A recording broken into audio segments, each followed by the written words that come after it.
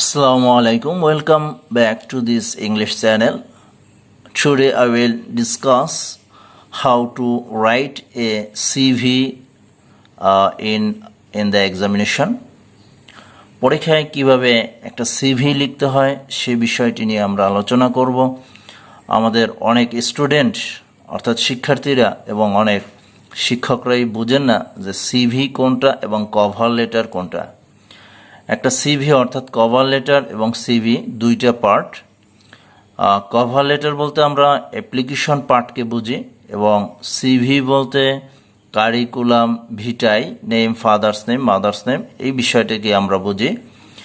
আরও একটি বিষয় হলো যে সিভি অর্থাৎ কভার লেটার এবং সিভি পাশাপাশি দুইটি পেজে লিখতে হবে, অর্থাৎ বাম ডান, একটি খাতার বাম এবং ডান পাশের পেজে পাশাপাশি পেজে লিখতে হবে।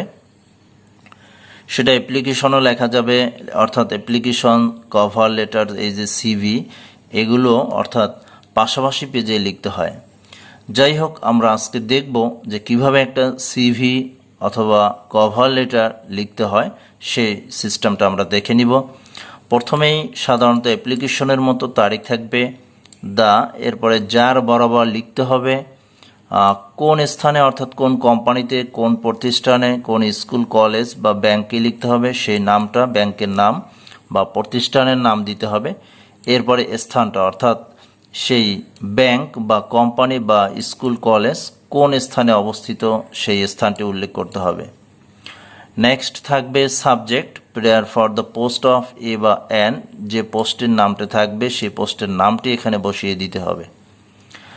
Dear sir, I have the honor to state that I came to know from your advertisement published in the, একটা পত্রিকার নাম বসিয়ে দিলাম আমরা এখানে। অন দিয়ে এখানে তারিখ, আজকে আমরা লিখলাম ফেব্রুয়ারির 2 তারিখ 2016 সালের, কিন্তু আমাদের এখানে তারিখ দিতে হবে পত্রিকার তারিখ। অবশ্যই পত্রিকার তারিখ পূর্বে অর্থাৎ আগের তারিখ দিতে হবে। এখানে যে তারিখে আমরা লিখতেছি তার থেকে 2 দিন, 1 দিন বা 5 দিন আগের তারিখ দিতে হবে। এখানে আমরা অর্থাৎ ফেব্রুয়ারির 1 তারিখ দিয়ে লেখা শুরু করতে পারি, বা এখানে জানুয়ারির 30 তারিখ বা 25 তারিখ, এভাবে আমরা পূর্বের তারিখ দিতে হবে। আমরা অ্যাপ্লিকেশনটি যে যত তারিখে লিখলাম তার পূর্বের তারিখ এখানে দিতে হবে, অর্থাৎ পত্রিকার তারিখ দিতে হবে। পত্রিকায় আগে আসবে, তারপরে আমরা অ্যাপ্লিকেশনটি লিখব। ফর দি পোস্ট অফ, এখানে আমরা যেটা লিখেছি ফর দ্য পোস্ট অফ এ বা এন, এখানে ঠিক একইভাবে বিষয়টি লিখতে হবে। In your school, college, bank, company, যে বিষয়টি হবে সেটা এখানে লিখে দিতে হবে। Next, I would like to offer my self as a candidate for the post, পোস্টের জন্য একজন প্রার্থী হিসেবে আমি আবেদন করতে অর্থাৎ নিজেকে প্রদান করতে ইচ্ছুক। My particulars are submitted for your kind consideration, আপনার সদয় বিবেচনার জন্য আমার প্রয়োজনীয় কাগজপত্র জমা দেওয়া হয়। May I therefore pray and hope that you would be kind enough to call me for an interview, yours faithfully. এখানে আমাদের স্টুডেন্টরা যে বানানগুলো ভুল করে থাকে, স্পেলিংগুলো যেমন অ্যাডভার্টিজমেন্ট, TISE, অ্যাডভার্টিজমেন্ট, পাবলিশড, তারপরে ক্যান্ডিডেট, পার্টিকুলার্স, তারপরে সাবমিটেড, কনসিডারেশন,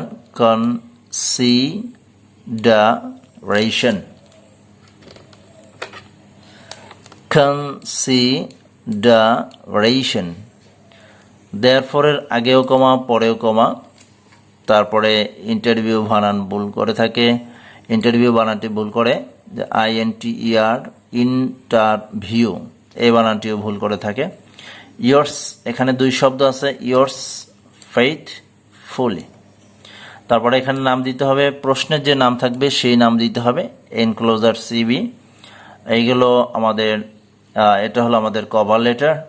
তারপর আমরা দেখব কারিকুলাম ভিটাe অর্থাৎ সিবি, কারিকুলাম ভিটাe বানানে মোস্ট অফ দ্য স্টুডেন্টস অর্থাৎ অধিকাংশ ছাত্রছাত্রীরা ভুল করে থাকে।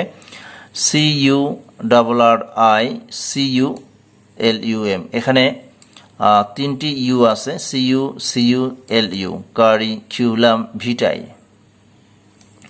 তারপর নেম, প্রশ্নের যে নাম থাকবে ফাদার্স নেম একটা তৈরি করে দিতে হবে, মাদার্স নেম, প্রেজেন্ট অ্যাড্রেস একটা দিতে হবে, পার্মানেন্ট অ্যাড্রেস একই রকম হলে ডু, ডেট অফ বার্থ একটা 1990 বা 1995 এরকম একটা হিসাব করে দিতে হবে। Marital status unmarried or single যে কোনো একটা ইউজ করতে হবে। রিলিজন ইসলাম অর হিন্দু যে বিষয়টি হয়। ন্যাশনালিটি বাংলাদেশি। কন্ট্যাক্ট নাম্বার 01 একটা নাম্বার সংখ্যা আর কি জাস্ট বসিয়ে দিতে হবে, না দিলেও হবে। এডুকেশনাল কোয়ালিফিকেশনস এই বিষয়টি হলো খুবই গুরুত্বপূর্ণ, এই অংশটি বুঝতে হবে ভালো করে। পোস্ট অনুযায়ী এই অংশটাতে যোগ্যতা চেঞ্জ হবে। নেম অফ এক্সামের ঘর, বোর্ড অর ইউনিভার্সিটি ঘর, রেজাল্ট, তারপরে ইয়ার অফ পাসিং। শুরুতে ছোট থেকে আমরা বড় সাজিয়েছি, কারণ তাহলে আমাদের হিসাব করতে সুবিধা হয়, এই জন্য আমরা ছোট থেকে শুরু করেছি। এসএসসি এটা হবে বোর্ড, তারপর রেজাল্ট দিতে হবে। আমরা আগেই বলেছি এসএসসি কমপক্ষে 15 বা 16 বছর ধরে নিতে হবে। তারপর হলো এইচএসসি, এটাও বোর্ড, তারপরে এটা আরও 2 বছর যাবে। তারপরে এখানে যে বিষয়টি হবে পোস্ট অনুযায়ী এখানে চেঞ্জ হবে। পরে যেগুলো হয় বিএ, বিবিএ বা বিকম এগুলো হবে ইউনিভার্সিটি লিখতে হবে। তারপরে সেটা অনার্স 4 বছর, ডিগ্রি হলে 3 বছর। তারপরে এমএ, এমবিএ এগুলো হবে ইউনিভার্সিটি, এবং সেটা হবে অনার্সের মাস্টার্স হলো 1 বছর। তারপর নেক্সট আরও অতিরিক্ত কিছু বিষয় হলো work experience, have been working as a বা এন, কোথায় কাজ করতেছো, যদি কেউ এটা দিতে চাও দিতে পারবে, অথবা না দিলেও চলবে। Language skill, fluent in Bangla and English. Computer skill, complete course on MS word, MS Excel, MS PowerPoint and mail or internet. এ অবশ্যই কম্পিউটার স্কিলটি দেওয়া প্রয়োজন। Interest, reading books, newspaper এই বিষয়টি দিলেও হবে, না দিলেও হবে। তবে একটি বিষয় হলো রেফারেন্স আমরা বইয়ের থেকে 2 জন বা 1 জন ব্যক্তির পরিচয় মুখস্থ করে নিব, সেই বিষয়টি আমরা সবগুলো সিভিতে ব্যবহার করতে পারবো। সিগনেচার লিখে একটা এখানে নাম বসিয়ে বা সিগনেচার দিয়ে রাখতে হবে। বাস আমাদের হয়ে গেল একবার একটা কমপ্লিট সিভি লেখার নিয়ম। তাহলে আমাদের প্রথম যে অ্যাপ্লিকেশন অংশটি এটাকে বলা হয় কভার লেটার, এবং এই কারিকুলাম ভিটাই যেটা নেম ফাদার্স নেম এই অংশটা হলো সিভি। আমরা এই বিষয়টি নিয়ে অনেকের সাথে তর্ক করে থাকি, কিন্তু তাদেরকে বুঝিয়ে দিতে হবে কভার লেটার হলো অ্যাপ্লিকেশন পার্ট এবং সিভি হলো name father's name mother's name এই বিষয়টি। আরেকটি বিষয় হলো প্রশ্নে দেওয়া থাকে your CV should not exceed 1 page, অর্থাৎ তোমার সিভিটা 1 পেজের বেশি যাওয়া উচিত নয়। ঠিক আছে, আমাদের সিভিটা অর্থাৎ এই অংশটা 1 পেজের বেশি অর্থাৎ 1 পৃষ্ঠার বেশি যাওয়া উচিত নয়, কিন্তু যাদের হাতের লেখা একটু বড় তার অবশ্যই দেখা যায় লিখতে লিখতে তাদের 2 পেজ হয়ে যায়। তো সেক্ষেত্রে কিছু বলার নেই, কারণ হলো এখানে বলা হয়েছে যাওয়া উচিত নয়, বলে নাই যে যাইতে পারবা না অর্থাৎ যেতে পারবা না। এখানে বলা হয় না যে অপর পৃষ্ঠায় যেতে পারবা না, কিন্তু বলছে যাওয়া উচিত নয়, অর্থাৎ দেখতে সৌন্দর্যটা হারিয়ে ফেলায়, এই জন্যই বলা হয়েছে যে যাওয়া উচিত নয়। Your CV should not exceed 1 page. আচ্ছা, আমরা দেখলাম যে কিভাবে একটা কভার লেটার এবং সিভি লিখতে হয়। বিষয়টি যদি কারো সমস্যা হয়ে থাকে কোনো বিষয়টি, তাহলে অবশ্যই কমেন্ট করে জানিয়ে দিতে হবে, আর চ্যানেলটি সাবস্ক্রাইব করে সাথে থাকতে হবে। Thank you all.